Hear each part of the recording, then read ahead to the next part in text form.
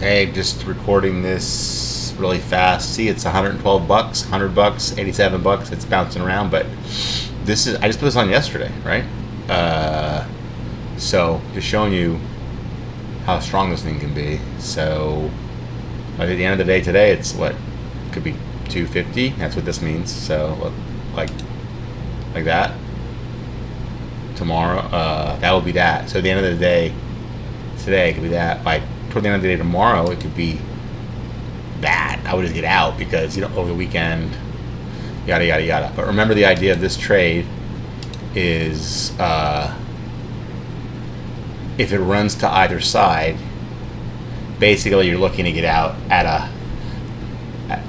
if it starts running hard, looking at a minimum profit, minimum loss, whatever, and then or stay in. So if it falls, like at night, you have these trades into trip it. So, but you want the default to be that you're in, unlike the other trades, the default to be that you're in this trade. You're short a position if the market's falling. So I wouldn't put a stop at night. Like let's say the market falls and hits 29.70 like this. See, it hits 29.70, and then it keeps falling, and you're making money. If it backs up to 29.80, you get out, and then it falls again. Then you could lose a lot. So it's much better that it hits 29.70, keeps going 29, and you go up, and you're gonna lose something, but it's not a big deal. And you wake up in the morning, you're way up here. Let's say it's not gonna happen, but let's say that were to happen. Even then, you get out, and you're $300, $400, $500, even $400 or $500 in loss. You still got plenty of time to make your profit, just to break even, or Anyway, this has never even happened before, and it probably won't. But I'm just saying, black swan events and all that, you want to err on the side of the market crashing and being safe because of that, not the market crashing up. So it's pretty simple, but I just want to make that point. So the logic is a little different when you put the conditional order on. The conditional order to the downside would only have the short, not have the stop. The conditional order to the upside is going to have both the getting in and the short and the stop, because again, if everything, just imagine that there's a big whipsawing event, goes up and comes back, and then crashes. That's what you want to protect against. So on the downside, you just have the sell order, the short. So it falls, whipsaws, doesn't get you out because there's no conditional order, and it keeps falling, and you're protected. On the upside, triggers it, and it comes back down, gets you out, and then it falls, and you're okay.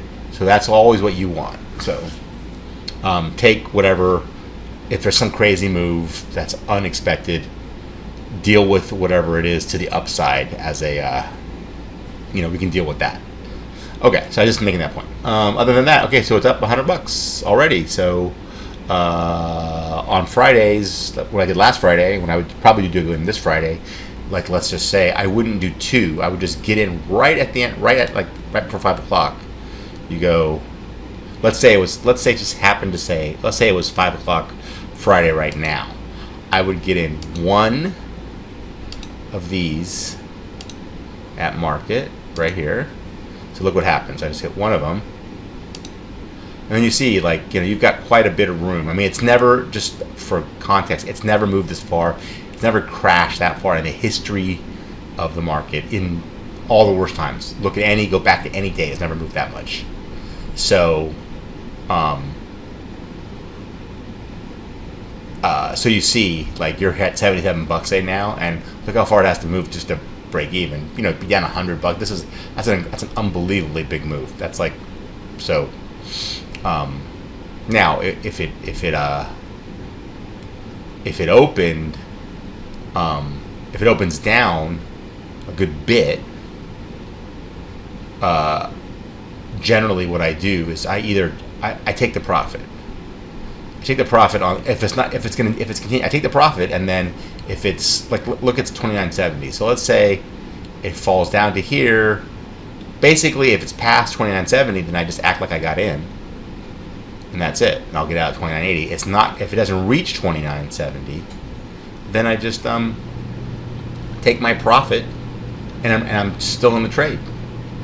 You know, if it's enough profit, just end it. Take the profit and be done.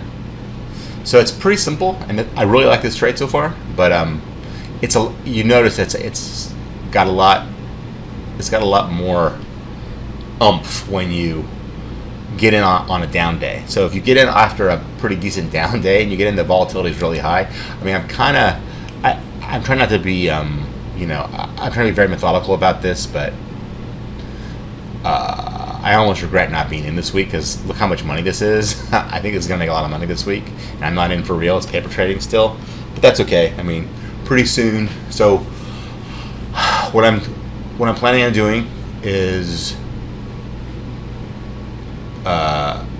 core trade, bull trade, bear trade. This is the iron diagonal, I'm calling it, and I think I'm going to also trade Ryan's trade. Probably that one for real. So I'm thinking this next week. I'm not going to trade all my trades for real yet. I mean, it's but I'm starting to think that the bearish version of my trade is going to be the easiest one to win all the time. Actually, the bearish or the bullish, and the core will give me the hardest time. And if I find that's true over time, I'll just stop trading the core trade and trade the bearish and the bullish, and then and the iron, and maybe Ryan's, or not, depending on what we think about Ryan's. But so far, that's. But I'm not sure if I'm right. Like, really, what I think might be happening is that it's almost going to be almost impossible for there to be a lot of whipsawing on all three of these. Like for the whipsawing to be a problem, it has to kind of stay in one range, and that might just. So what really it might be is that on any given week, one of these might have the problem of whipsawing and the others don't, or none of them do if it doesn't whipsaw that week at all. But the reason I'm saying that I'm thinking that bearish might be the best off is because